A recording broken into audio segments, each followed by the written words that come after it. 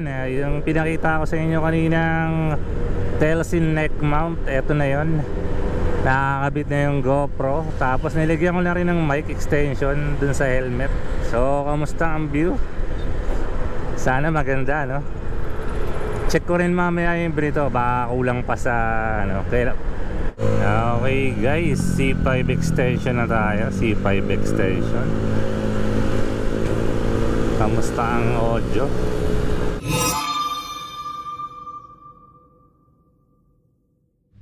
Ayan, good morning mga Kamor TV. For today's vlog, ang re-reviewin natin is yung binili natin sa Shopee na Telesin neck mount. Ayan, Telesin neck mount. So re-reviewin natin, titignan natin kung maganda yung view. Natry ko sa PCX, maganda yung view niya. So natry natin sa click na yan. So ang problema natin kung paano natin kukonek yung audio dun sa mic. So nagawan ko na naman ng paraan. So ayun, balikan ko siya. Ayun, eto. Natatanggal siya, tapos madali na siya ikabit. Ayan.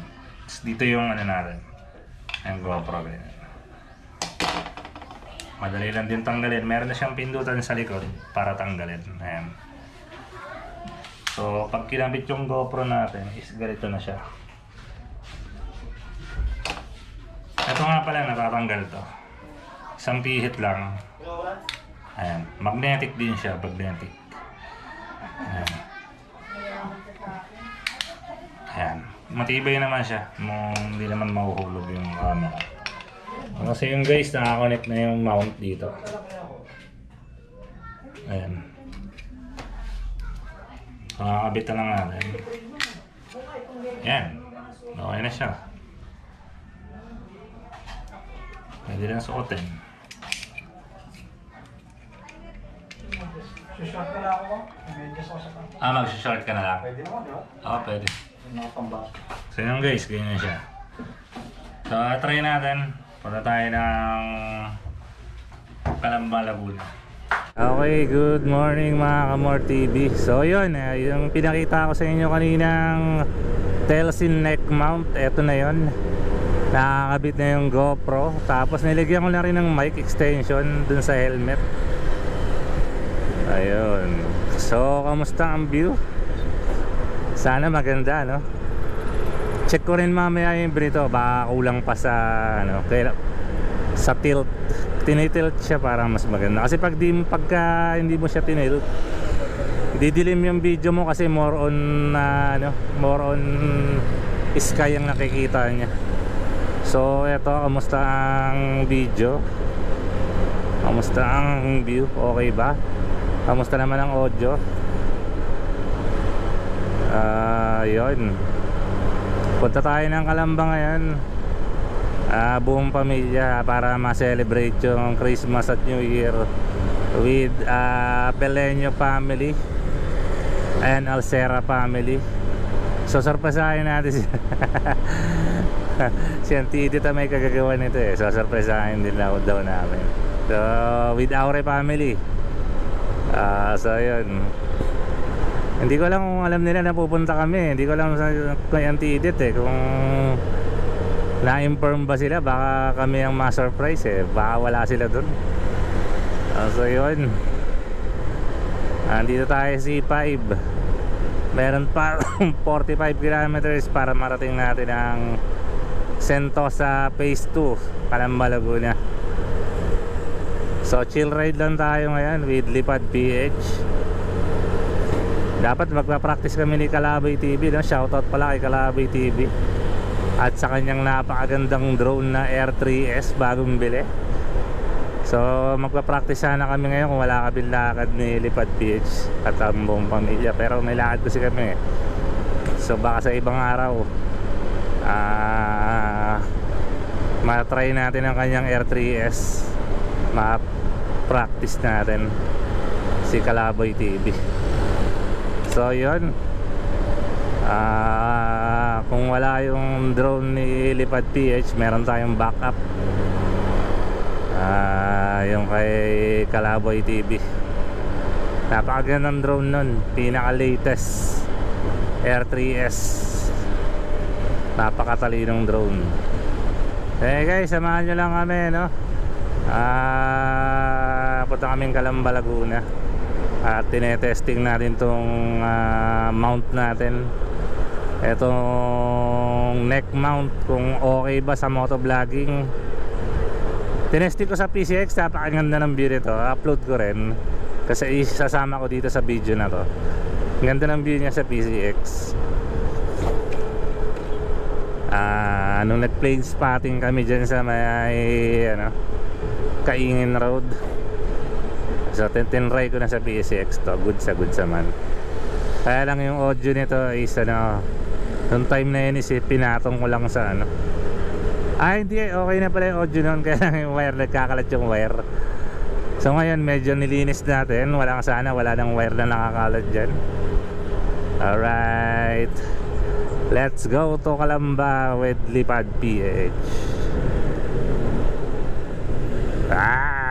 Hila na ng brake ko. Alright guys, West Service Road Gaming tayo.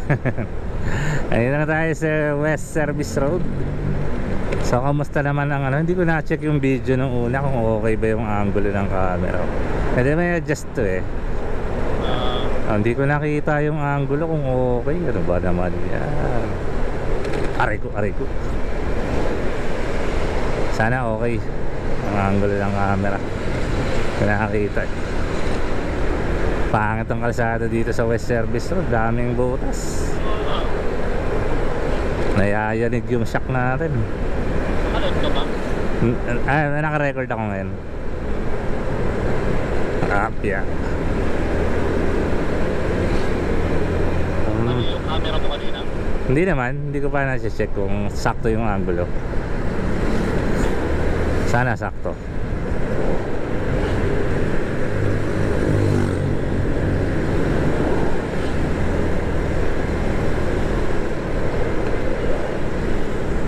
Ayun guys, pagka okay, tuturo ko sa inyo yung setup na ganito. Kasi di talaga ako sanay sa helmet na may camera, mabigat. Tsaka mayat maya ako nagbubukas ng visor pagka may camera bumababa. Alright, C5 Gaming tayo. Running at 68 kilometers, 69, 70 kilometers per hour. Kamusta ang audio? Malinaw ba? Malinaw. Bagong setup natin to guys.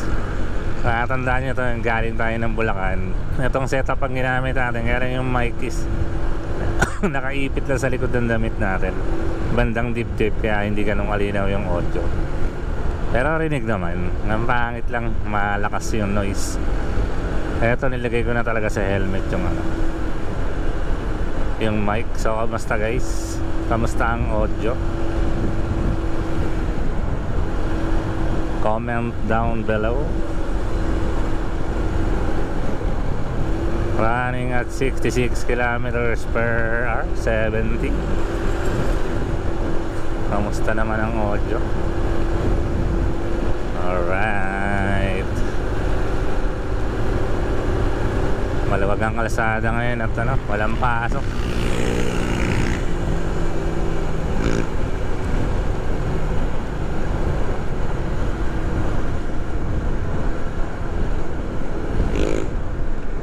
Yan kuya, kakalipad lang. Okay. Ganyan yung bumagsak. Bumagsak sa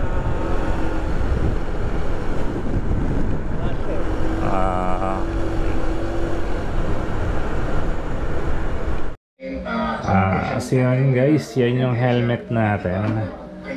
Yan. So yan, naglagay tayo dito ng kapitan ng clip ng etong yan.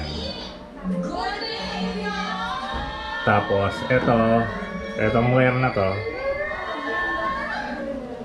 yan yung igagapang natin sa helmet. So yan guys, so kahit isara mo yung helmet, buksan mo yung mic mo, stay lang siya dito. So yun ang setup natin guys, ganun ang setup natin. Tapos ito nakasaksak doon sa camera natin. So medyo makalat ng konti yung wire, pero ma-manage na lang yan kung paano itago yung wire. So yun guys, yun yung setup natin. Ayun, medyo maingay ko, disconnect ko saglit Ayun, good evening mga Kamor TV. So yun, ginabi na tayo. Galing Calamba, Laguna, kila Chudario. So yun guys, nakita nyo yung angulo ng shot natin. Tsaka yung audio, malinaw naman yung audio. Tsaka yung angulo ng shot, napakaganda. Parang sakop ng malibera yung buong baba ng screen. Tapos basta parang ikaw mismo yung nagde-drive ng motor.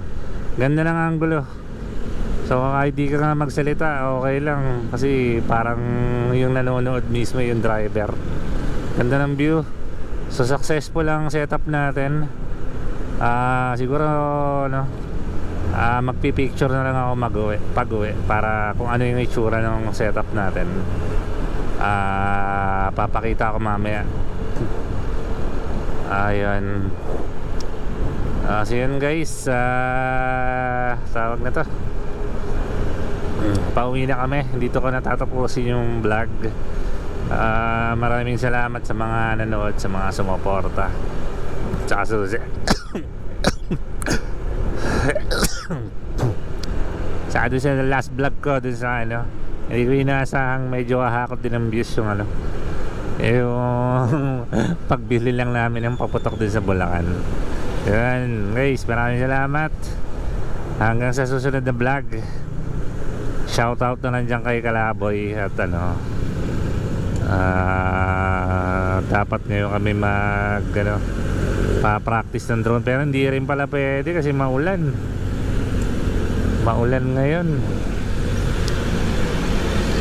Hindi kami makapag-practice. Kaya may butas sa kaliwa. So yun, maraming salamat. Hanggang sa susunod na vlog. Paalam.